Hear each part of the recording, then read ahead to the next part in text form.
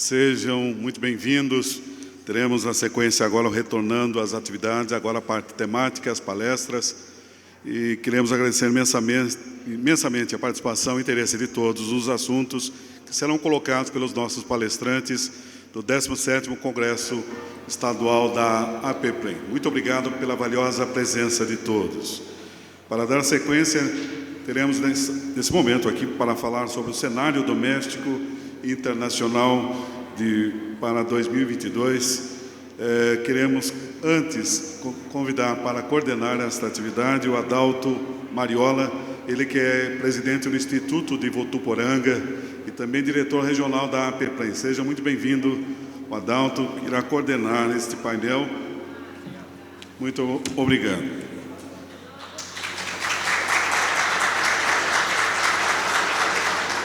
Com muita honra vamos receber os nossos palestrantes, Denison Fernandes, gerente de soluções da BB-DTVM, e também o Hudson Menezes, assessor da BB-DTVM. Aos dois, nossos agradecimentos também pela participação, pela palestra. Sejam muito bem-vindos. E para dar as boas-vindas a todos, o nosso coordenador, moderador, o Adalto. Muito obrigado. Boa tarde a todos, sejam todos bem-vindos aí ao 17º Congresso de Previdência da APPREM e também onde a APPREM está comemorando seus 25 anos. O tema da nossa palestra de hoje é o cenário doméstico e internacional para o ano de 2022. Eu acredito que hoje os investimentos, nós como gestores, é o nosso maior pesadelo, né? Hoje realmente nós vivemos o hoje, o amanhã em investimentos a gente não sabe o que vai acontecer. Então isso aí, até eu dou exemplo, está igual o vento em fogueira, uma hora está para um lado, né? Daí a 5 minutos está para o outro lado. E para fazer essa palestra, nós temos aqui o Denison Fernandes. O Denison ele é especialista em investimentos da BB-DTVM, pós-graduado em administração e também em finanças com gestão de investimentos pela FGV e CFP. Temos também aqui o Hudson, também da BB-DTVM. Tem larga experiência na indústria de investimentos, atua no relacionamento com investimentos em todo o Brasil, no segmento de RPPS. Anteriormente foi responsável pelo atendimento de clientes de alta renda na gerência especializada em investimentos do Banco do Brasil. É graduado em Economia pela Universidade Federal da Bahia, com MBA em Finanças e as certificações CGA e CFP. Bom, Hudson e Denison, o Instituto de Votuporanga tem mais de 50% aí com vocês. Então, espero aí que vocês tenham aí boas novidades para nós. A palavra está com vocês. Olá, boa tarde a todos. Meu nome é Denison Fernandes, especialista em investimentos da BB-DTVM. Então vamos falar sobre o cenário internacional e doméstico para 2022. Estar em excelente companhia e sentir-se em boas mãos muda tudo, principalmente quando se trata dos seus investimentos. Por isso faz toda a diferença saber quem está por trás deles. E nada melhor do que a confiança de ter a líder de mercado na gestão dos seus investimentos. A BB-DTVM é a gestora de fundos do Banco do Brasil, com mais de 35 anos de experiência e reconhecida com nota máxima pelas mais importantes agências de rating do mundo, como a Moody's e a Fitch Ratings. Uma empresa sustentável para você e o planeta. comprometida com os princípios para o investimento responsável. Iniciativa do Pacto Global apoiado pela ONU. Seus gestores são altamente qualificados para oferecer soluções sofisticadas e consistentes para a diversificação dos seus investimentos. Mais solidez e inovação para investir. BBDTVM. Inteligência por trás dos seus investimentos.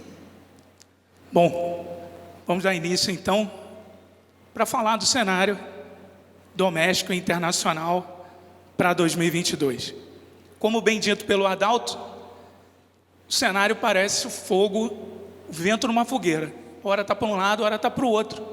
E no Brasil até o passado é incerto.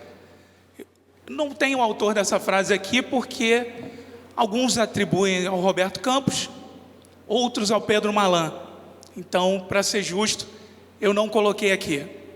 E aí, a gente, para exemplificar, para tornar isso palpável, que o Adalto falou, eu coloquei aqui um relatório Focus, aquele que o Banco Central pega as impressões de mercado. Vocês não devem estar estranhando os números. Olhem lá em cima, 29 de janeiro de 2021. Olhem as projeções como eram e agora como estão. 3,50 de PCA. Agora, no penúltimo Focus, que ontem eu já estava me deslocando para cá, mas está muito próximo, 8,45. Mas isso invalida o que a gente vai falar aqui de forma alguma. É importante que saibamos o cenário, entendamos como ele se comporta, a importância de pensar o cenário econômico junto com os assessores que estão passando. Vocês absorvem, pensem junto conosco, nos questionem sempre, aqui, daqui a pouco, ao final, nos nossos estandes. Marquem visitas, consultas, porque o impacto do cenário é muitas vezes imprevisível. Pode vir grande como a primeira onda e pode vir pequeno. Mas e aí? A gente senta e não faz nada no nosso portfólio? Não. A gente tem que entender que tudo está conectado, há uma interconectividade e precisamos saber, não precisamos ser especialista em mundo. Para isso existe gente como a gente, que estuda isso, está lá. Mas saber os grandes temas que estão acontecendo no mercado é importante. Até ontem, por exemplo, muitos de vocês não sabiam o tamanho da Evergrande no mercado imobiliário chinês. Precisamos ser especialistas em mercado imobiliário chinês? Não. Qual é o tamanho do mercado imobiliário chinês? Aproximadamente 30% do PIB. A Evergrande responde por 4%. Vocês devem ter ouvido que as dívidas da Evergrande são 300 bilhões. Temos que analisar absoluta e relativamente. Absolutamente é um valor de dívida gigantesco. Relativamente responde por 0,68% do mercado de crédito chinês. É legal a gente ter esses números, porque um solavanco lá pode bater na carteira dos institutos. Então, traçar cenários e imaginar as suas implicações é importante. A invariabilidade do cenário não invalida o que vamos falar aqui. Vocês vão pensar o cenário junto com a gente e cada um de vocês vai imaginar como as opções, ainda que não se concretizem, podem fazer, como eu posso me proteger, qual o portfólio que eu vou montar. Vocês vão voltar para os institutos e vão ter esse tipo de conversa, porque o papo aqui hoje é para isso, abrir a cabeça da gente. Então, cenário que vai vir com oportunidades e ameaças. Não vamos olhar para o cenário só como algo ruim. Não. Muita coisa boa pode vir dele. E a gente vai falar sobre vários pontos. Que isso vai levar, pode levar, né, a uma possível diversificação. Porque diversificação é o nome do jogo. Não tem jeito. É o que pode fazer vocês capturarem uma alta e protegem vocês de uma possível baixa. Como vocês estão vendo, um ano de 2021 bastante difícil. Essa diversificação leva a ativos que podem se comportar em direções distintas. Um para cima, outro para baixo, um para a esquerda, outro para a direita. Uma frase, os antigos diziam, não colocar todos os ovos na mesma cesta. Essa imagem captura bem essa ideia. Um pouco em cada cesta. é melhor do que colocar tudo em uma única cesta, porque o impacto pode ser variado. Então, para falar sobre cenário externo e ir direto ao que interessa de fato, eu chamo o meu amigo Hudson. Por favor, Hudson, a palavra está contigo. Boa tarde a todos presentes.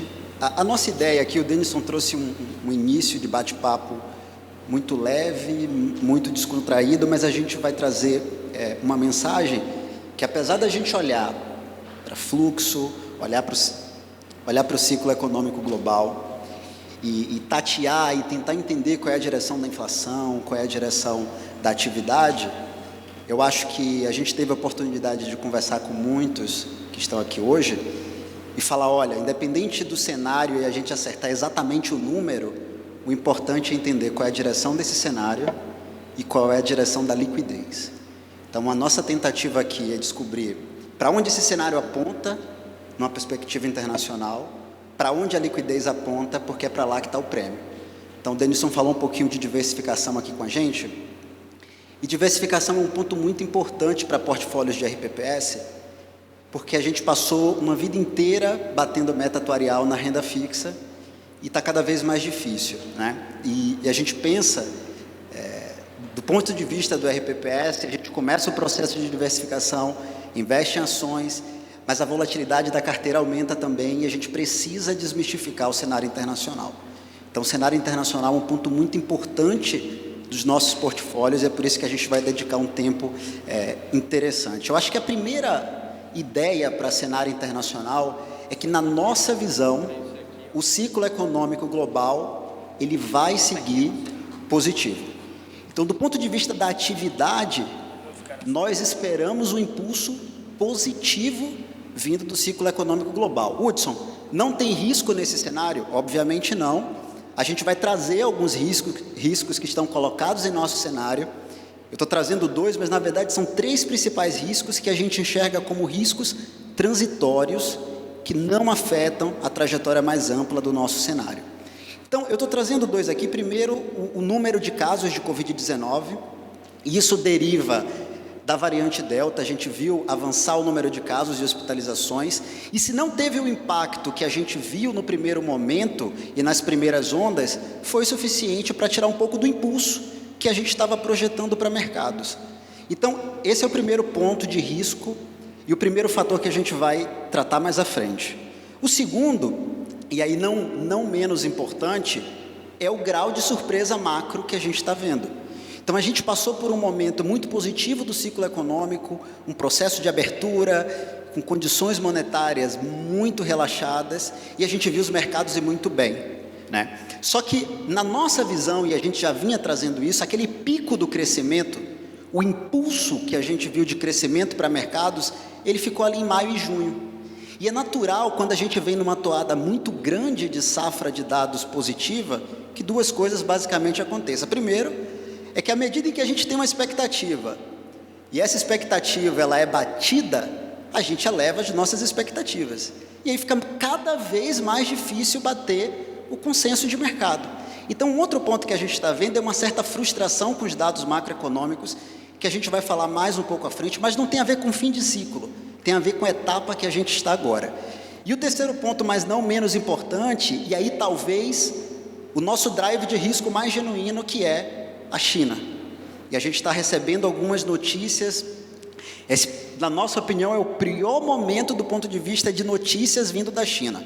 E a gente vai tentar desmistificar um pouquinho esse ponto do nosso cenário e trazer para vocês quais são as nossas perspectivas. Dito isso, a gente percebe que o mercado observa esses pontos. Olha, a gente tem Covid-19, a gente tem uma atividade que não surpreende com a mesma atividade, com a mesma intensidade, e a gente tem uma China que está um pouco mais fraca do ponto de vista de atividade. Como é que a gente consegue perceber isso em termos de mercado? A gente está trazendo 2 pontos aqui que são importantes para a gente perceber essa perda de ímpeto do ciclo, que é o trade entre ativos cíclicos e ativos defensivos. E a gente começa a ver os ativos cíclicos perdendo força. Isso mostra que o mercado ficou um pouco mais receoso com a atividade e está tentando se proteger. Um outro ponto que mostra para a gente essa fraqueza um pouco maior e essa desconfiança do mercado com relação à atividade é o próprio preço de commodities, que a gente consegue ver no nosso gráfico aqui da direita. Então a gente vinha numa trajetória ascendente muito importante do ponto de vista dos preços de commodities e a gente chega numa estabilização. Então, esses dois pontos, na nossa visão, eles refletem essa transitoriedade do risco que a gente está vivendo. E como é que a gente chega nessa conclusão? Olha, a gente tenta olhar de uma maneira mais ampla. Não vamos olhar só cíclicos e defensivos. Como é que está o mercado como um todo? A gente está trazendo ali no gráfico da esquerda o MSCI World, mas podia ser o S&P 500, podia ser bolsas europeias. Todos esses índices acionários amplos iam contar para a gente a mesma história. A trajetória mais ampla dos ativos globais, ela é positiva. E é isso que, a despeito do momento e das notícias que a gente tem vivido no curto prazo, a história mais ampla para a atividade é uma história que nos parece benigna. Um outro ponto que é importante para defender a nossa tese é como é que está a aversão a risco nos mercados. Então, o gráfico da direita, ele tenta mostrar para a gente como é que está reagindo a aversão a risco. E a gente percebe que ao longo de 2021, conforme a gente estava pensando, a trajetória da aversão ao risco, ela é cadente. É claro que você passa por um evento ou outro em que você vê o mercado precificar bastante o risco, mas a ideia geral é que você tem uma trajetória cadente do ponto de vista do risco. E aí a gente chega no ponto que é mais importante para a nossa atividade. É a nossa perspectiva de continuidade do bom momento do ciclo econômico. É óbvio que a gente precisa reconhecer que esses eventos que a gente está vivendo de curto prazo, esses riscos que eu trouxe como transitórios, eles afetaram a nossa perspectiva de atividade. Eles afetaram no curto prazo e afetaram mais precisamente no terceiro trimestre. A gente consegue ver no gráfico à esquerda como a gente fez uma revisão dessa trajetória de atividade. Então, no terceiro trimestre, a gente fez uma revisão muito robusta do que a gente esperava, porque os impactos da pandemia, esse menor ímpeto da atividade chinesa, acabou afetando as nossas perspectivas. Mas quando a gente pensa no horizonte mais longo, à medida em que esses fatores eles vão sendo cada vez menos intensos, a nossa atividade ela retoma a sua trajetória crescente. Então, no gráfico à direita, aqui, a gente traz as projeções, mas não as nossas projeções, BBDTVM. A gente está trazendo a média das projeções de mercado.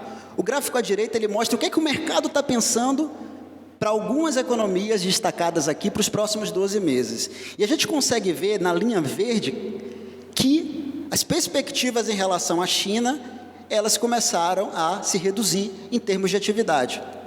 Então a gente tem uma China, na nossa visão, que cresce 0 no terceiro trimestre, e a gente tem uma economia americana com ímpeto um pouco menor. E isso fez com que a nossa atividade, no curto prazo, sentisse um pouco, mas não afeta, repito, a nossa história mais ampla, tá, pessoal? Então, a gente vai destacar um pouquinho como esses fatores de risco afetaram essa nossa perspectiva agora para o terceiro trimestre e como é que a gente avalia isso. O primeiro fator que eu trouxe foi a Covid-19. Eu estou trazendo um exemplo aqui no gráfico à direita, que é o gasto das famílias. Então, a gente tem os gastos pessoais. E se a gente olhar no curtíssimo prazo, a gente viu que esses gastos eles foram afetados, né? E quando a gente põe uma lupa nesses gastos e tenta entender o que é que aconteceu nos gastos das famílias americanas, porque eles vinham numa trajetória ascendente. Se a gente olhar para o gráfico à direita, a trajetória era cada vez mais consumo, cada vez mais confiança e, portanto, a economia cada vez mais robusta em sua trajetória de crescimento. Se a gente tenta olhar o que é que está acontecendo, onde é que se perdeu o ímpeto do ponto de vista dos gastos? São aqueles segmentos que estão mais ligados à mobilidade urbana. Então, à medida em que a gente teve complicações relacionadas à variante Delta, e essas complicações levaram a medidas de restrição de atividade, aqueles segmentos que dependem da mobilidade, eles foram afetados. E a gente viu esse impacto acontecer nos gastos das famílias. Mas é muito interessante porque o gráfico da esquerda, ele já traz uma perspectiva favorável. Se a gente olhar o número de casos e hospitalizações no gráfico à esquerda, ele começa a cair.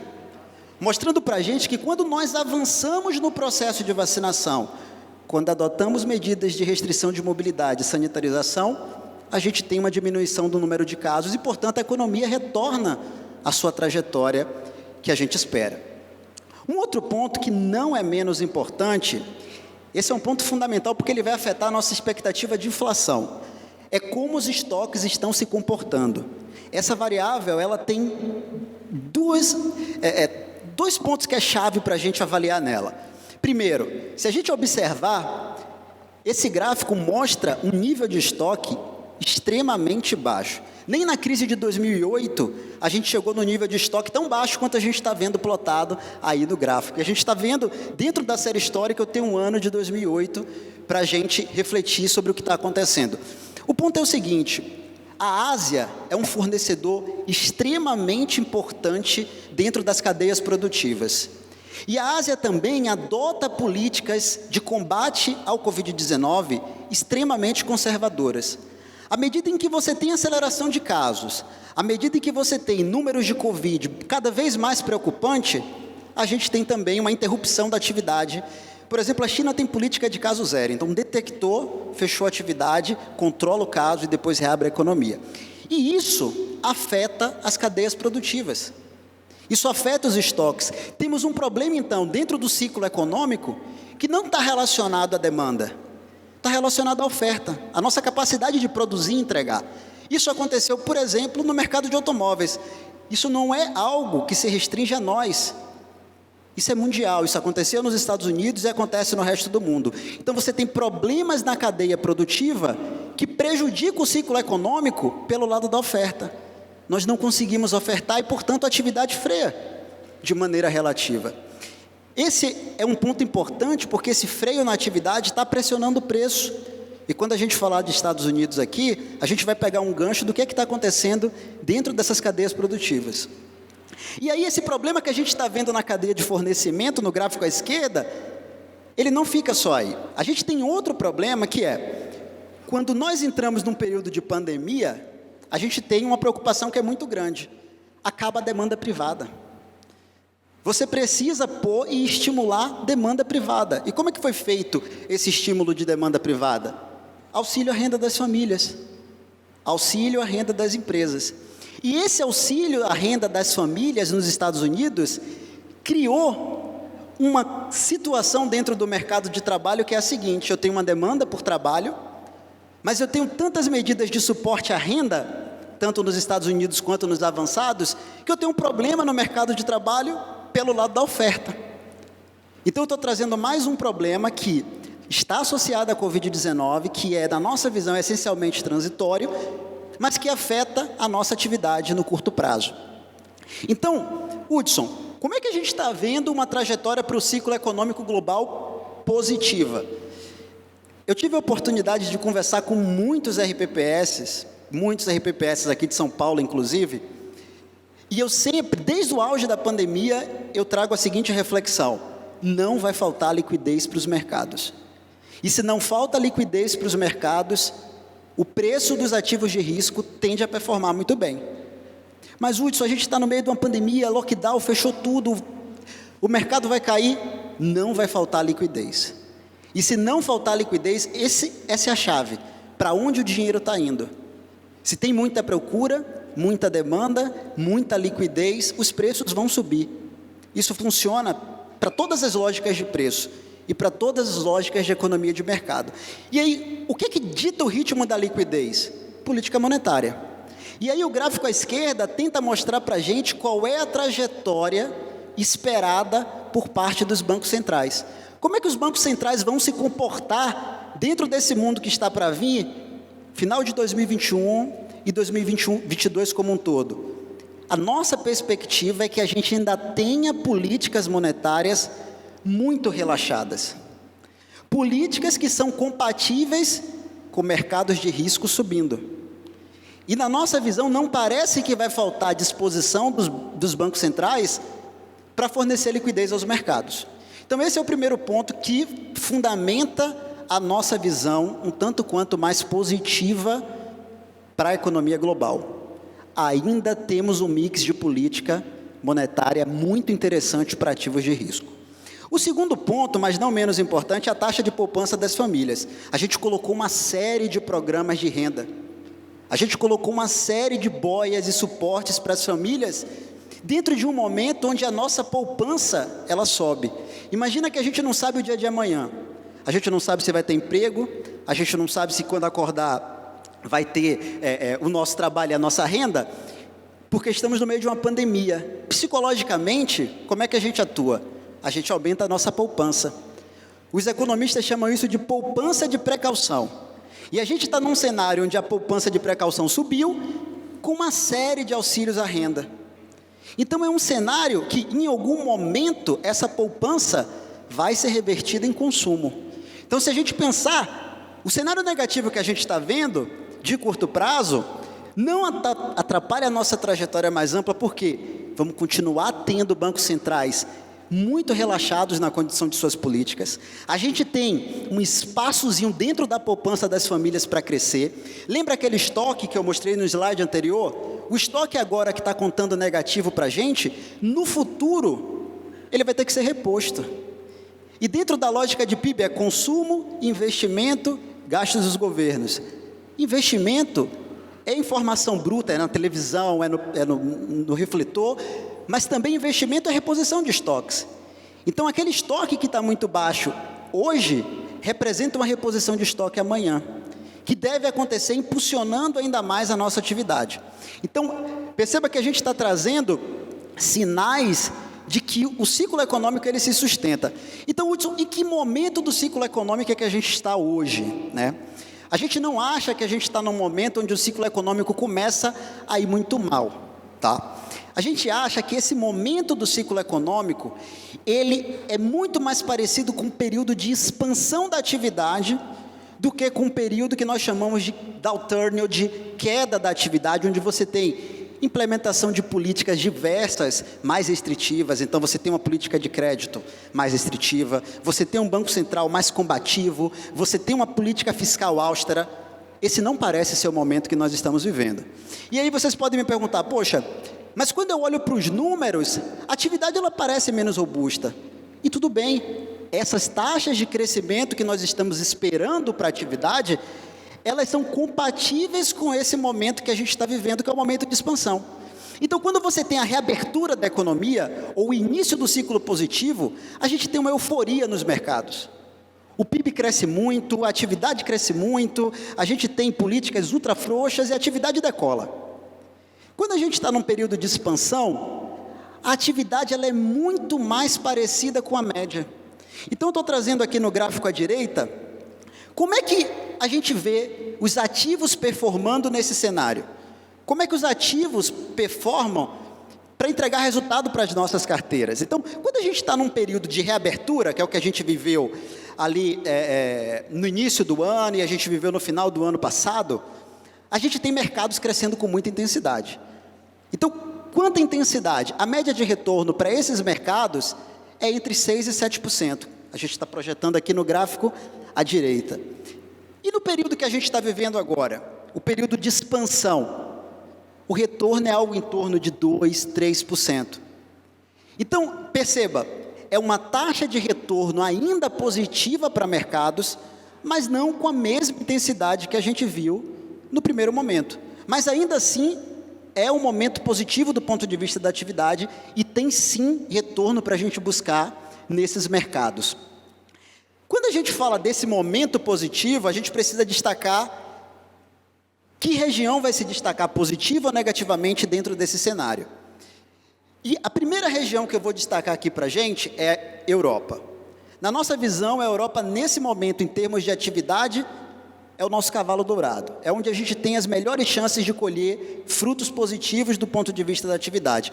Por que isso, Hudson? Primeiro, a Europa teve uma realidade de combate à pandemia muito diferente dos demais avançados, um nível de imunização bastante elevado, um grau de responsabilização sanitária também muito grande, dentro de políticas de lockdown que foram bastante efetivas. Isso permitiu com que a Europa reabrisse as suas economias de maneira muito mais constante, de maneira muito mais progressiva e perene do que a gente viu em outras economias. Então, o próprio processo de vacinação e a maneira como a Europa lidou com todo esse processo de reabertura, ele foi muito positivo para a gente destacar eles agora como uma reabertura um pouco mais consolidada do que os Estados Unidos, por exemplo.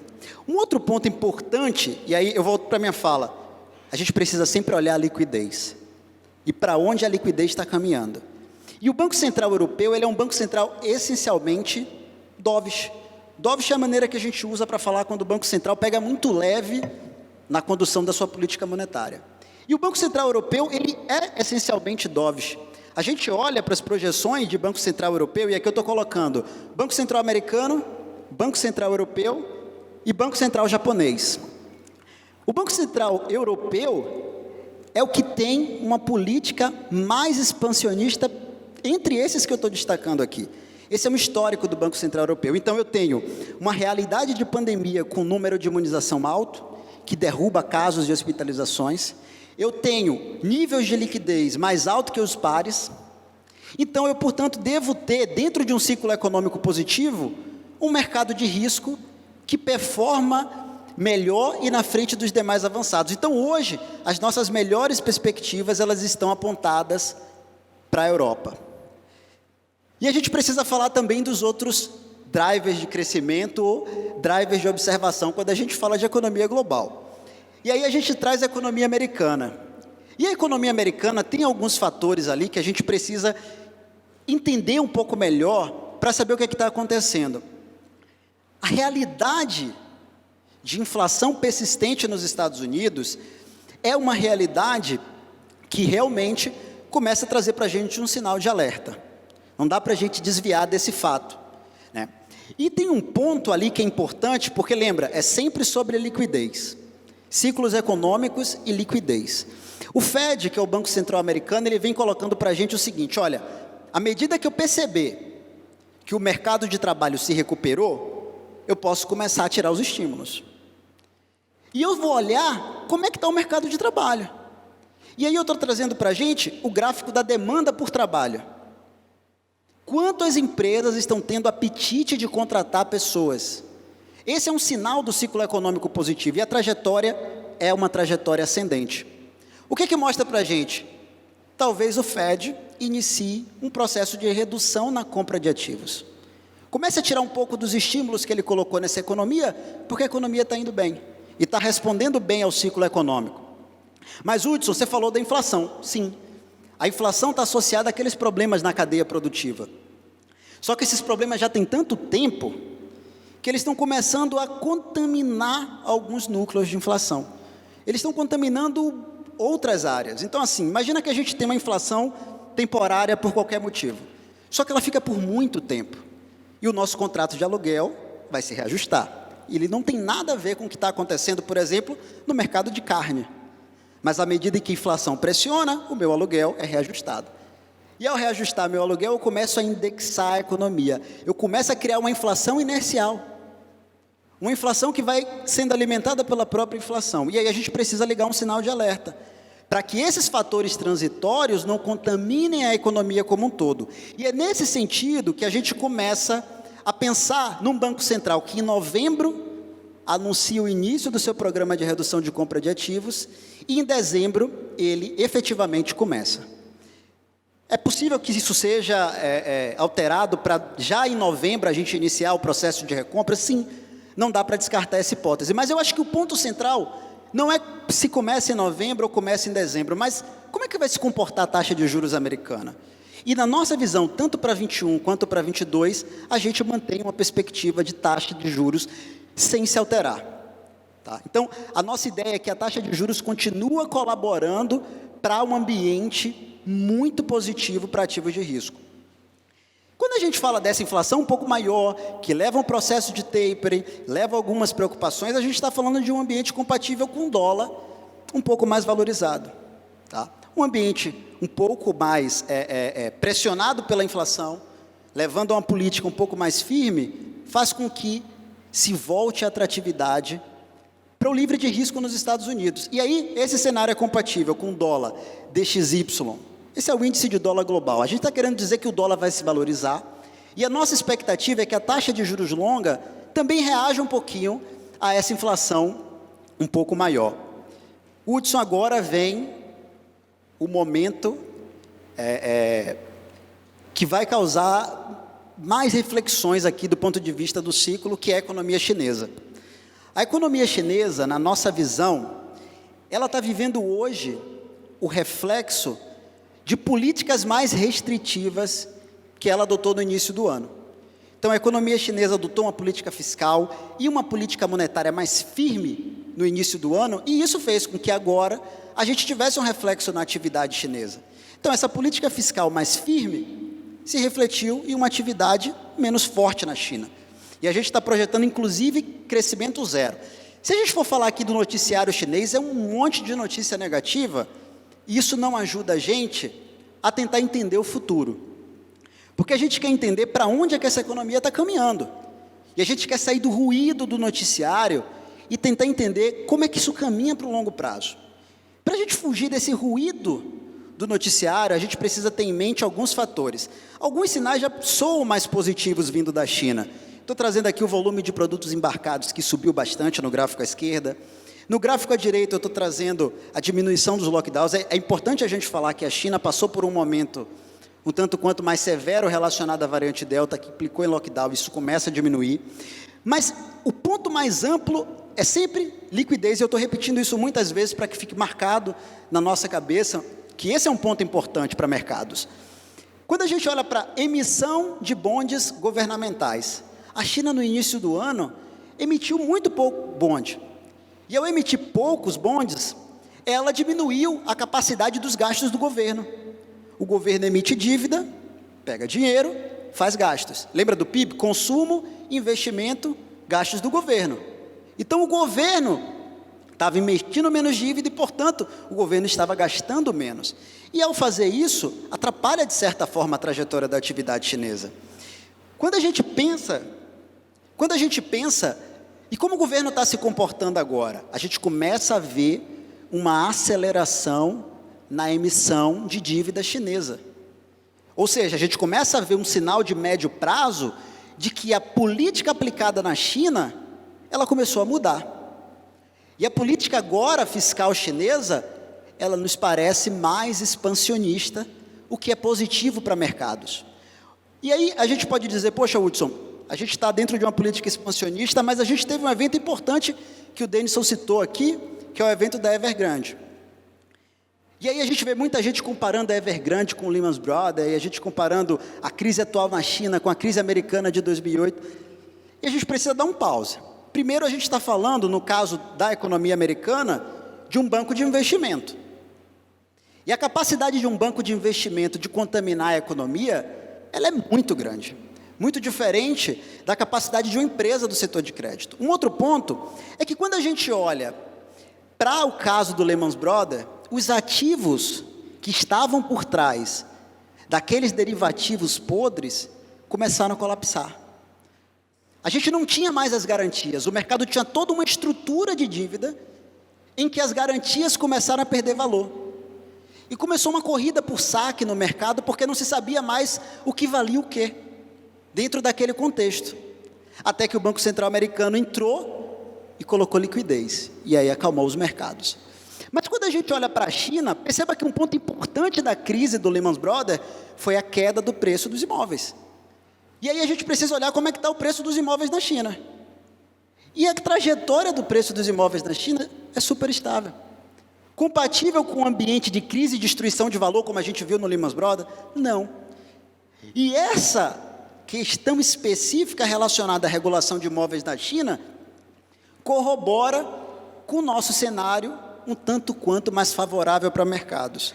China deve produzir um cenário fiscal mais positivo e também deve adotar medidas monetárias que vão estimular a economia. A gente está trazendo aqui no gráfico da direita o compulsório, que a China, ao diminuir, aumenta a liquidez dos mercados. Então, é sempre difícil a gente entender o timing de políticas públicas, porque a gente põe a política, o mercado reage e a gente precisa entender como isso aconteceu e como isso performou em preço. É sempre muito difícil. Mas quando a gente tenta olhar para o futuro, parece ser uma China muito mais expansionista e favorável para uma trajetória de crescimento. Para terminar a apresentação, cenário internacional, e chamar o Denison, eu vou falar brevemente dos mercados emergentes. A gente está vendo aqui um gráfico parecido com aquele que eu coloquei de cíclicos contra defensivos. É um gráfico de força relativa. Então, à medida que esse gráfico cai, um indicador ficou mais fraco em relação ao outro. Eu estou trazendo aqui emergentes contra avançados. E a gente vê que os emergentes contra avançados começam a perder força. Lembra que eu falei que tudo é fluxo? O que traz fluxo para emergentes é o diferencial de crescimento. A gente, quando fala de emergente, está falando de algumas economias ainda no seu processo de desenvolvimento, e esse processo de desenvolvimento gera um impulso adicional de crescimento. Esse impulso atrai capital. Agora vamos olhar para a atividade no mundo e olhar emergentes contra avançados. Se a gente pensar do ponto de vista dos avançados contra emergentes, a gente teve atividade nos avançados muito mais forte do que a atividade nos emergentes, o que é compatível com o gráfico que a gente está colocando, onde a gente vê uma perda de atratividade nos mercados emergentes. Isso é derivado também de uma economia mais fraca.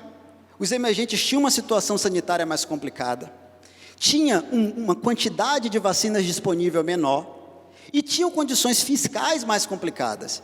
E é natural que esses países ficassem para trás. Não é que os emergentes não cresceram, não é que os mercados acionários emergentes não avançaram, mas é que, comparativo aos avançados, esses mercados ficaram para trás. A nossa visão de futuro para emergentes é uma visão mais favorável. À medida em que você avança no processo de vacinação, permite a reabertura das economias, você volta a ter um ganho de atividade ali dentro dos emergentes. Então, para resumir o nosso cenário internacional, a gente tem um ciclo econômico que segue saudável.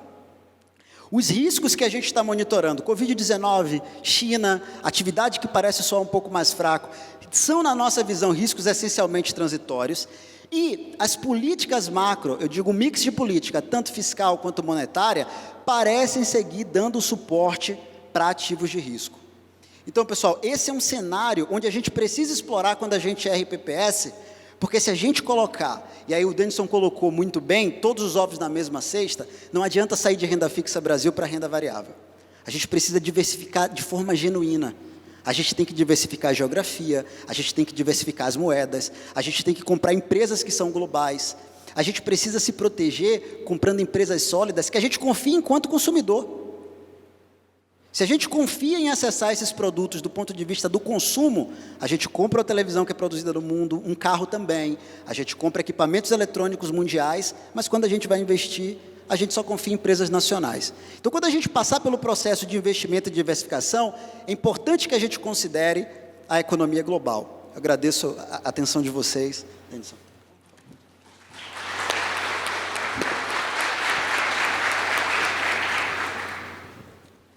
Ele me deixou com a parte fácil aqui, cenário doméstico, tranquilo. Vamos lá.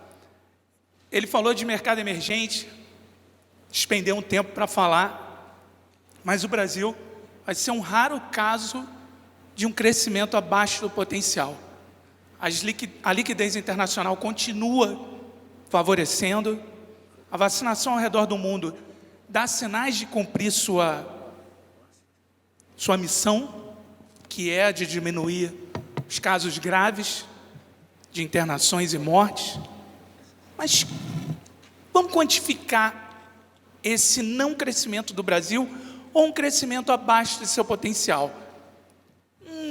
Uma simples tabela que mostra alguns países. E aqui o Brasil, infelizmente, em 2022, esse é um ponto que eu adoraria voltar aqui e dizer que a BBDTVM errou de forma muito grave. Adorarei retornar com um crescimento muito acima desse número. Mas essa é a nossa projeção.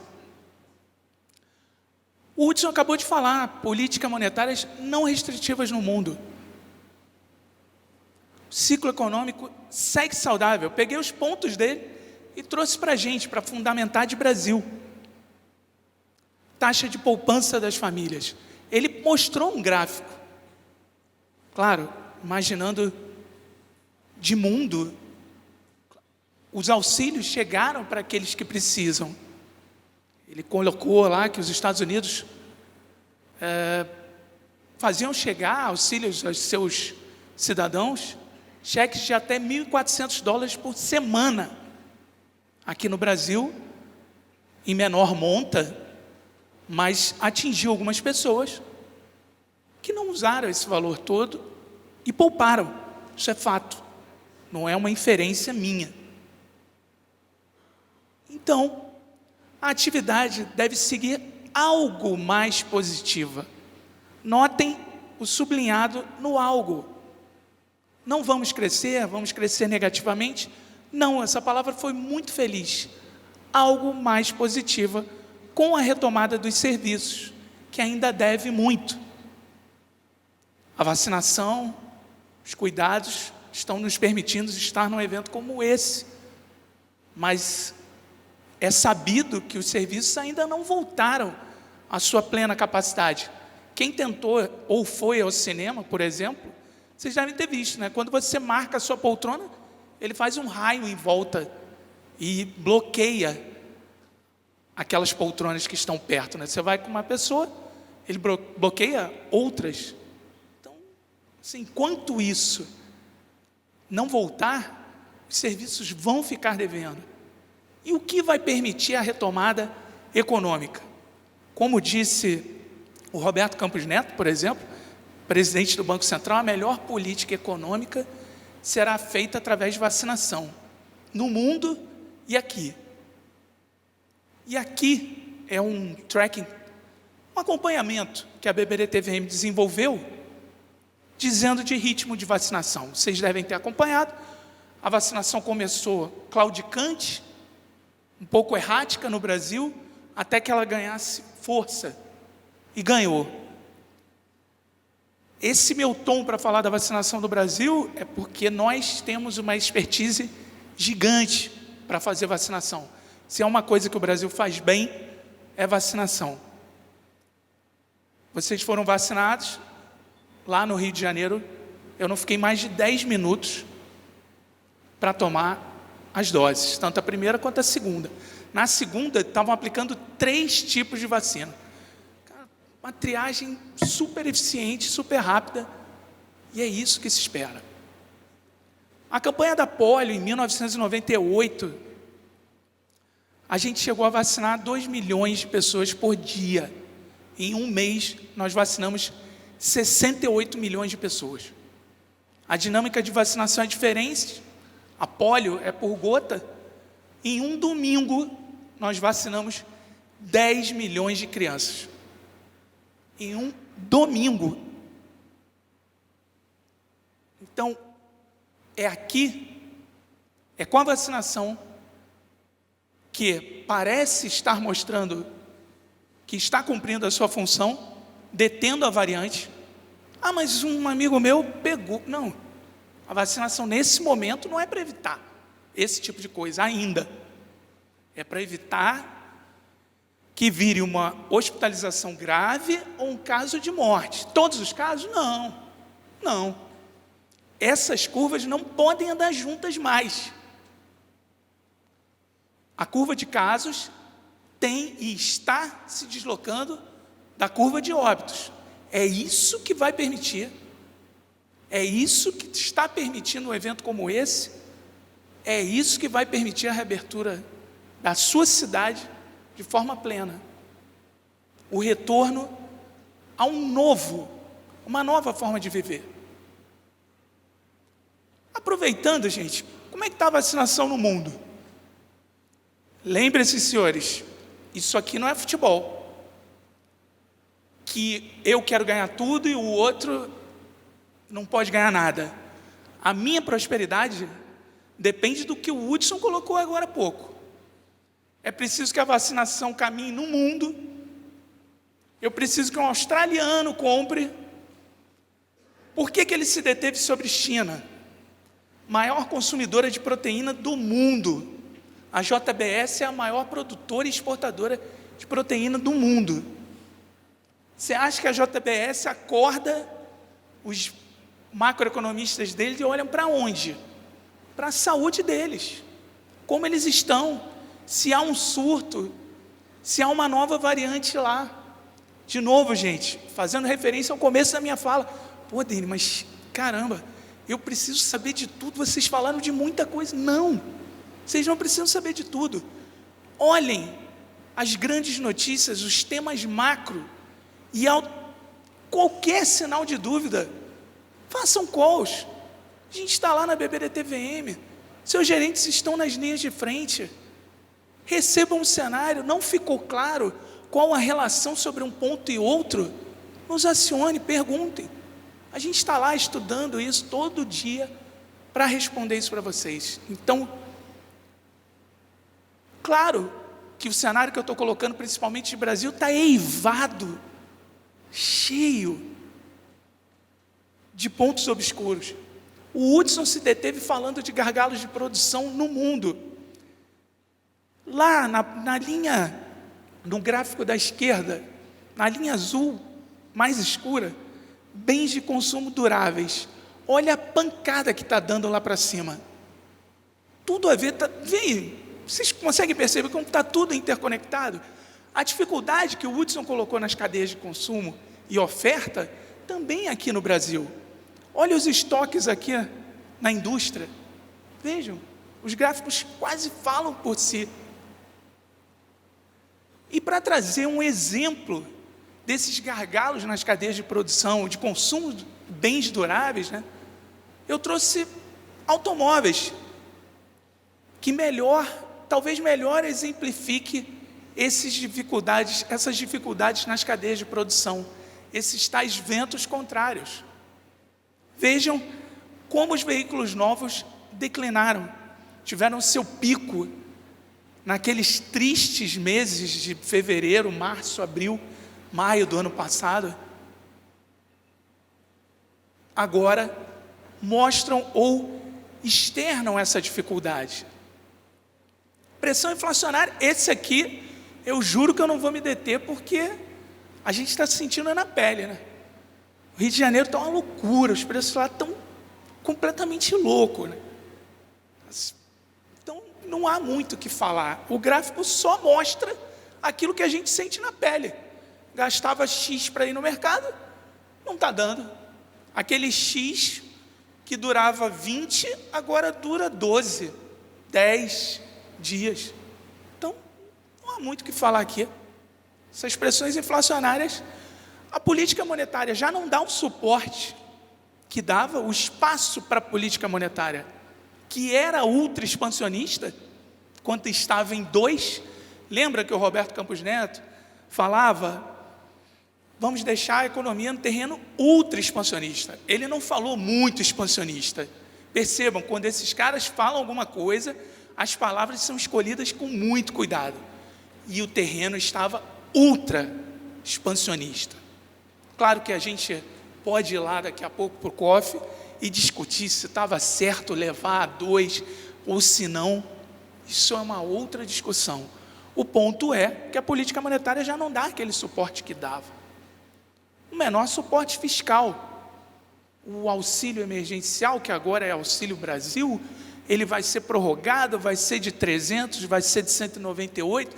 Essas dúvidas pairam, não se dissipam, e isso coloca uma carga na questão fiscal brasileira, que vai, daqui a pouquinho a gente vai falar, vai mostrar um gráfico, que vai falar da trajetória de risco, interconectividade, senhores, tudo falando com tudo.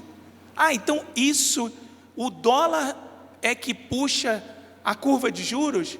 É isso que puxa aquilo? Também. Então, por isso é importante que não precisamos descer no detalhe, saber os macrotemas, senhores. Isso sim é importante. Um ponto que talvez seja uma dúvida e vai levar, a gente vai ouvir falar muito disso, 21 e 22, risco de racionamento contido. Notem o friso na palavra contido e não descartado. Eu tenho lido muito sobre isso, é um assunto que me interessa. Os níveis de reservatórios estão muito baixos, e ao usar essa palavra, frisá-la, obviamente eu não quero descartar o risco. Os pontos que eu quero deixar claro para os senhores é que, embora os reservatórios no Sudeste e Centro-Oeste estejam muito baixos, Os reservatórios, por exemplo, no Nordeste, já não estão em níveis críticos, tão críticos quanto o Sudeste e Centro-Oeste. As linhas de transmissão que hoje temos são muito mais abrangentes e eficientes daquelas que tínhamos em 2001, por exemplo. Está descartado? Vamos crescer? Não.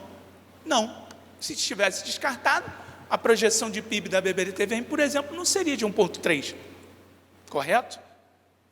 Segue contido. Esse gráfico é bacana, eu fiz questão de manter e destacá-lo. Vejam a primeira barra, 2001, lá no canto. Vejam em 2001 como a capacidade de térmica era diferente da barra que está aqui mais próxima de mim. Vejam, quando em 2001 faltaram as hidrelétricas, as térmicas não tinham capacidade. Aqui, gente, sem juízo de valor, mas é muito poluente, é muito caro. Eu sei que é caro, também estou pagando. Mas vejam no tocante a crescimento econômico. Agora vejam hoje. As hidrelétricas falham, podem falhar, e há uma compensação térmica, por exemplo, ou eólica, ou solar. E antes que alguém me lembre, que elas ainda respondem pouco, mas respondem de uma forma diferente que respondiam em 2001. É um ponto para observarmos. Outro ponto que deve seguir, a questão dos precatórios. A gente imagina que alguma solução pró-mercado, quando eu falar pró-mercado, entendam dentro do teto de gastos. Não entende, mas a saída não vai ser um desrespeito ao teto de gastos. Percebam? Mas eles fizeram assim e no frigir dos ovos estourou o teto. Estourou, concordo com você. Estourará, mas não foi uma coisa velada. Eu vou pagar e tudo bem. Não.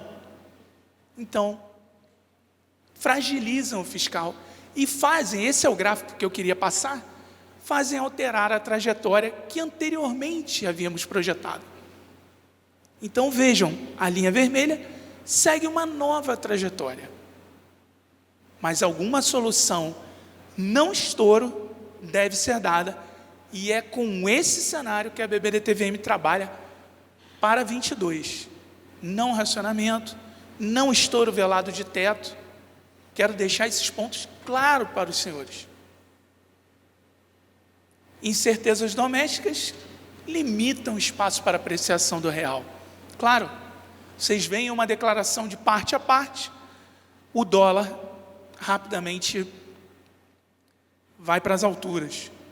Incerteza fiscal, possíveis variantes, reforma do IR, algumas declarações mais fortes de parte a parte, não dão trégua e fazem com que seja a previsão mais difícil a trajetória de dólar. Mas para o ano que vem, tenham, quando montarem os portfólios de vocês, com todos os insumos que o Hudson deu, essa ideia de dólar 5,40 para o ano que vem. É a trajetória que imaginamos para a BBDTVM. O Hudson falou que a liquidez segue constante. Mas não vai bater esse dólar, não vai levar lá para baixo de 5, não? Não vemos, porque a incerteza não dá trégua. Não dá trégua. Por esse motivo, a gente imagina essa trajetória. Aqui, inflação pressionada, evidências de maior peso da inércia. O Hudson tocou nesse ponto com vocês. Só lembrando o conceito de inércia, é como o objeto tende a ficar. Como assim? Se o objeto está parado, ele tende a ficar parado. Quando o objeto está em movimento, ele tende a manter o movimento. Então, o que está dizendo aí, nesse slide? Evidências de maior peso da inércia. Está dizendo que a inflação está alta.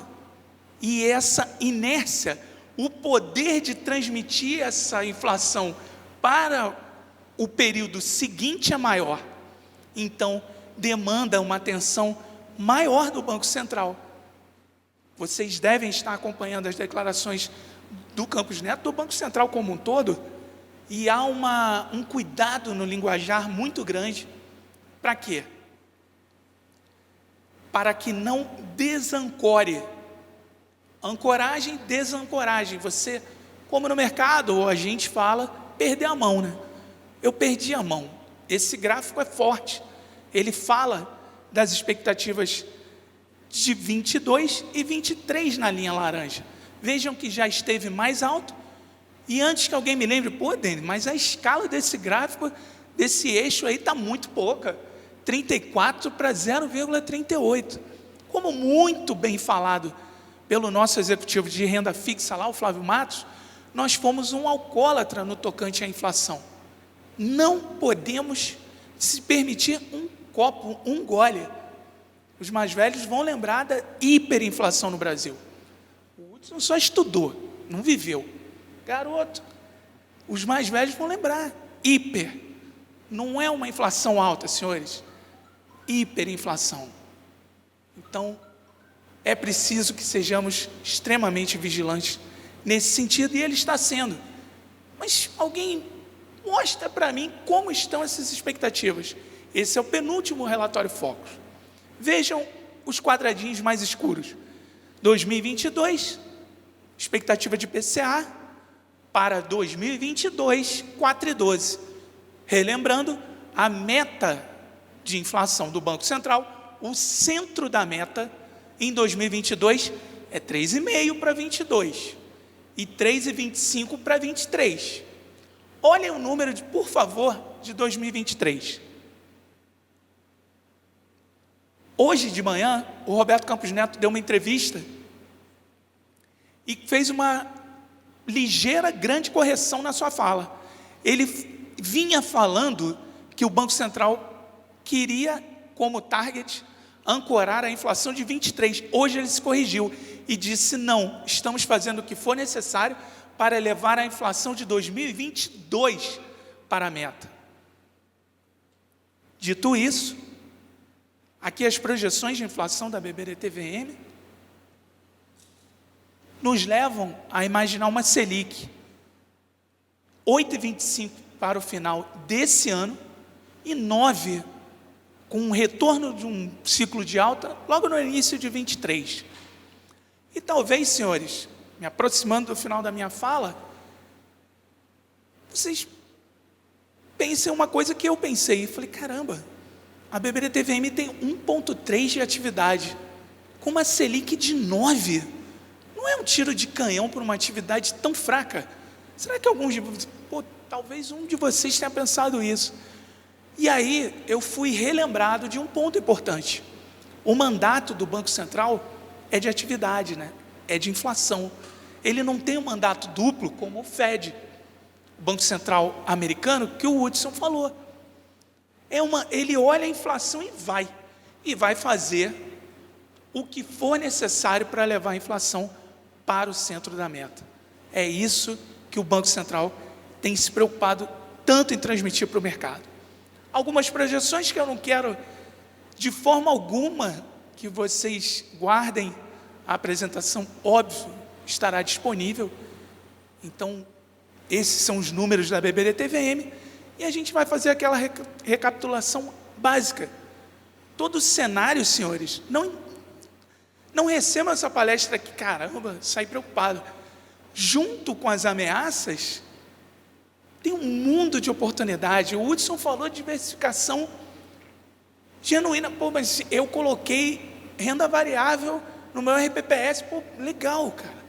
Eu coloquei um pouco mais de renda variável no meu RPPS. Bacana. A gente fazia algumas visitas alguns anos atrás e esse era o ponto. Agora é necessário dar mais um passo. Para isso vocês contam conosco, para que expliquemos o cenário até que fique claro. A gente tem que passar de forma que todos vocês entendam. Então, não interpretem essa palestra de hoje somente com ameaça. Um mundo de oportunidades está aí. Então, entender o cenário junto conosco, pensar o cenário junto conosco, entender o cenário, senhores. Isso é muito importante. É preciso que qualquer assessor ou analista fale de forma clara, tranquilo, para que vocês entendam e possam fazer uma diversificação que vai vir fruto de um cenário que vocês entenderam, produtos que vocês entenderam. Jamais comprem algo que vocês não sabem o que tem dentro.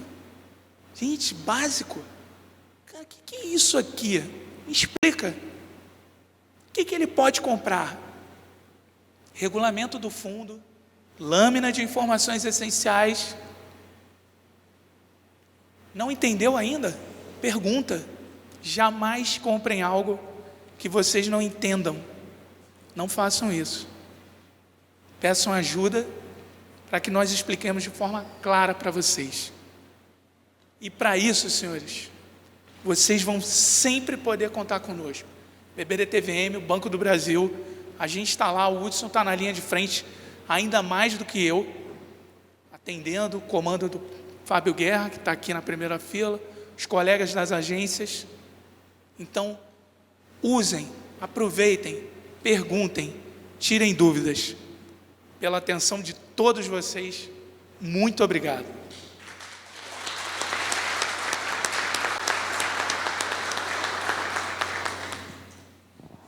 Nós temos microfone para perguntas, hein? Alguém tem alguma pergunta? Bom, muito boa tarde a todos e todas. De plano, eu queria louvar a apresentação, uma apresentação bastante rica e densa e bastante interessante. Eu queria, na verdade, e se me permitirem, tirar uma dúvida, né? Eu acompanho a APPREM, essas atividades que eles fazem, já há algum tempo. E eu me recordo que era muito comum, numa exposição como essa que vocês fizeram, aparecer, invariavelmente, né, o risco Brasil. Bom, de uma hora para outra isso desapareceu, né? Das televisões, que também apresentavam o risco, eu entendo o motivo deles terem retirado. Mas eu queria entender por que vocês, que têm um conhecimento, né, bastante singular dessa questão, por que vocês não estão colocando mais o risco Brasil? Pode voltar à apresentação, por favor? Obrigado pela pergunta. Bom, deixa eu só projetar aqui um ponto importante. Saber a trajetória. Desculpa aqui na tela, deixa eu passar. Acho que esse ponto tem tudo a ver com a minha. O Hudson terminou. Ela não sumiu. Esse é o gráfico de risco. Duas formas são possíveis de representação de risco país. O EMB, que vocês veem na tela, que é um indicativo pago, eu, o senhor, os senhores, não têm acesso, mas para aqueles que têm aqueles provedores de informação, qualquer um que seja, vocês vão ter acesso a um outro risco, que eu uso, inclusive, para fazer os meus gráficos, quando eu quero exemplificar, por exemplo, ações contra risco país. Então, esse é um, ele não sumiu, e a outra forma é um CDS, para quem é um seguro, tá? Ele tem esses nomes, e até me deixem aproveitar para pedir uma desculpa para vocês, que eu deveria ter pedido no início. Vocês viram vários termos em inglês e a gente evita ao máximo isso. Ao máximo, porque raro não ter um paralelo em português. Mas como os nossos provedores de informação, como a Bloomberg, por exemplo, o gráfico sai em inglês, daria tanto trabalho você plotar isso de novo, que é melhor a gente plotar e explicar ele como a gente fez. Então, respondendo a sua pergunta, essa é a trajetória do risco país. Eu falei sobre ele na hora da resolução dos precatórios. Então, essa é a trajetória que a gente anteriormente imaginava, antes de precatórios, por exemplo, antes de Evergrande, por exemplo, antes de crise hídrica, por exemplo. E agora vemos uma nova trajetória de risco representada na linha vermelha. Então, essa é a ideia. A gente, de fato, como muito bem observado pelo senhor, nossa apresentação não seria completa se nós não trouxéssemos essa representação de risco e suas implicações. Ok? Respondi sua pergunta? Obrigado pela pergunta mais uma vez. Tem mais alguma pergunta?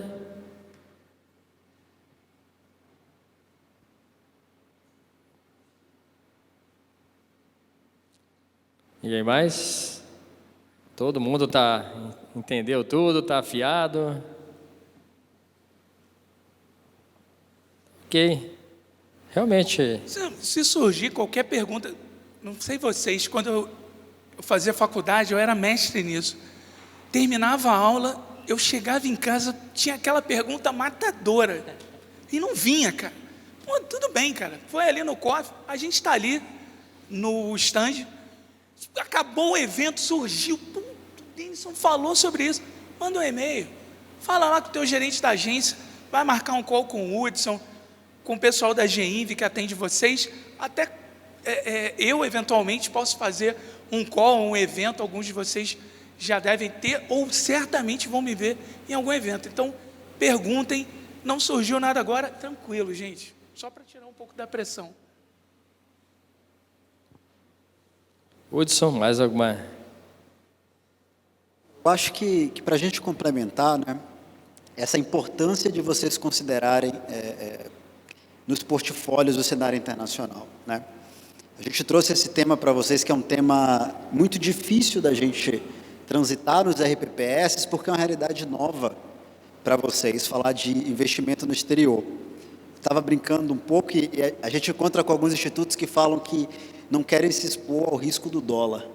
E se a gente olhar a apresentação que o Denison fez contra a apresentação que a gente fez de cenário internacional, parece que a gente não quer se expor no risco real, né? Então, a gente tem alguns pontos na economia doméstica que trazem muita volatilidade para o portfólio de vocês.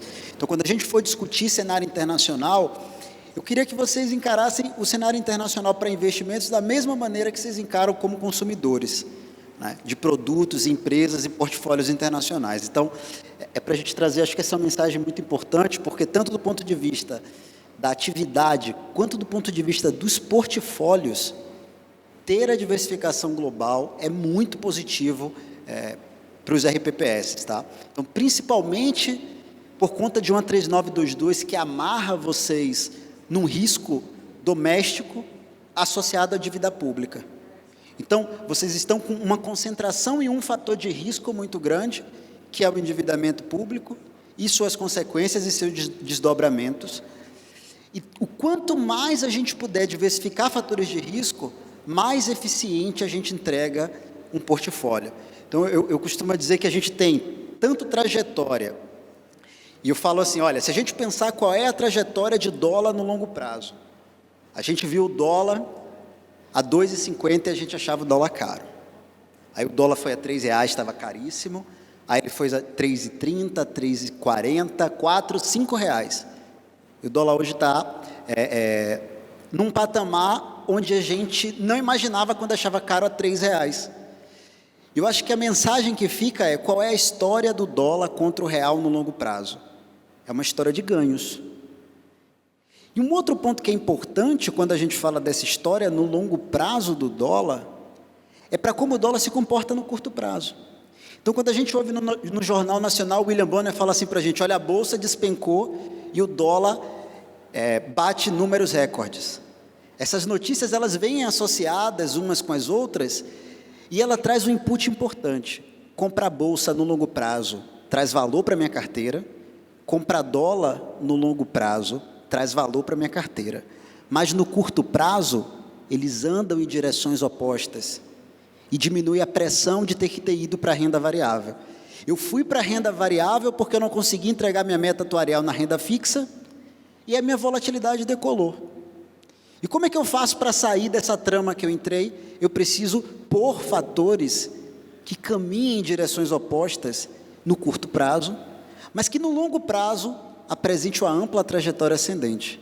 Então, o dólar na carteira de vocês, os fundos sem hedge cambial, o tanto que a gente tem discutido e colocado, e as nossas opções de fundos de investimento no exterior são diversas, com taxas de administração extremamente competitivas. Então, a gente está trazendo essa discussão para vocês, porque, de fato, a gente tem um cheque em branco para falar do que é importante para vocês aqui.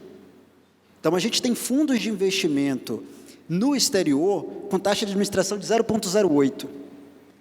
E é um tema que a gente continua insistindo com vocês, porque cuidado que é importante para vocês, é muito importante. Essa é de fato a missão que o banco deu para a gente, de entender o momento que os RPPS estão passando.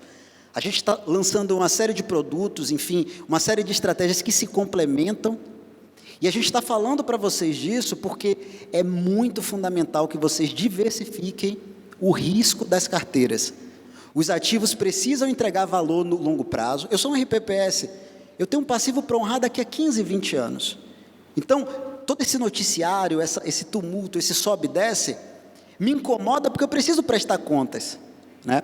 E a gente sabe que não é uma situação fácil hoje, você ter um ambiente de subida de juros, taxas de juros muito baixa, e a gente precisar performar, fomos para ação. Então, quando a gente fala do investimento no exterior, a gente está falando de diminuir um pouco a pressão que esses movimentos trouxeram para o portfólio. Sobre o que o Hudson falou, 3 pontos me vieram enquanto ele falava aqui. A gente fala que um RPPS tem tempo, muitos de vocês, né? Claro que as realidades são diferentes. Uns eu já visitei, recebiam para pagar, outros mais jovens recebiam com passivo atuarial para 30 anos, como eu fui visitar um. A gente não ignora a dificuldade de vocês de prestarem contas no curto prazo.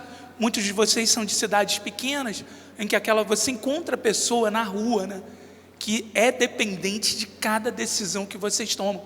Ah, eles falaram, é longo prazo. Não, a gente entende isso. Mas é preciso que essa educação financeira, adequada ao nível de entendimento de todos, chegue para todos. Todos precisam entender, ou a maioria. É preciso que difundamos essas ideias para que o entendimento, com uma boa palavra, se faça claro para todos eles. Segundo ponto, o Hudson falava de dólar. Ainda assim eu não estou confortável. Tem produto com hedge. Pô, lá vem o cara com a palavra hedge, em inglês é proteção. Essa o mercado financeiro não tirou. Ficou, o fundo tem hedge ou o fundo não tem hedge. Guardem, é proteção sem proteção. Quando ele tem proteção, ele não sofre a variação do dólar. Por exemplo, um fundo que vai investir em ações da Bolsa Americana vai pegar a variação dos ativos da Bolsa Americana, mas o dólar não vai acompanhar. Eu quero sem hedge, eu quero diversificação na veia mesmo. Beleza. Olha lá, Denison, Hudson, Geinve, eu quero um fundo sem hedge, eu aprendi lá na palestra. É assim. O terceiro e último ponto, o Hudson falou de dólar 2,50, 3, bateu 7 no paralelo, nas casas de câmbio. Não, isso é muito volátil. Experimentem colocar um gráfico do IMA B5 mais. IMA B5 mais aqueles ativos pós-fixados, NTNB, acima de 5 anos, experimentem plotar esse gráfico, colocar esse gráfico no Excel da vida, e vocês vão ver o que é volatilidade. Não é só o dólar. A 3922 limita a exposição, mas aqueles que têm ou tiveram fundos puderam ver na marcação. Eu operava antes de tomar posse na comercial lá, eu fiz gestão de fundo multimercado. É um papel que o gringo adora entrar e sair. E quando dá algum problema, ele sai mesmo. Ele não fica esperando para... Ele sai, cara, vende e vai embora. Então, não se assustem só com a volatilidade do dólar. O papel de vocês hoje é muito mais difícil daquelas pessoas que vocês sucederam.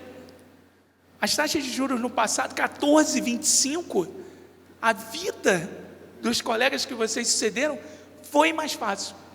A de vocês, felizmente ou infelizmente, é participar dos eventos, estudarem, se qualificarem, perguntarem e se formarem. Tem um ponto que eu queria, só para a gente continuar falando dessa importância da diversificação, antes da gente encerrar. Isso que a gente vê, comportamento bolsa, dólar, a bolsa vai para um lado, o dólar vai para o outro, pode soar não muito intuitivo, mas eu vou trazer uma reflexão que mostra como isso tem uma lógica muito grande, tá? O câmbio, ele é o termômetro, ele mede a nossa força. E a bolsa, os índices de bolsa, eles medem a nossa expectativa de quantas empresas vão lucrar.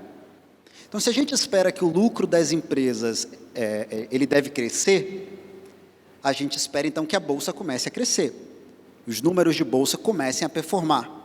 À medida em que nossas expectativas em relação às empresas melhoram, os números de bolsa correspondem a isso.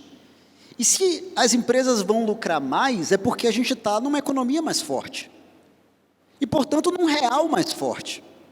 Então, quando a gente vê uma bolsa subindo, quer dizer que a nossa economia está mais forte, portanto, nossa moeda também está mais forte.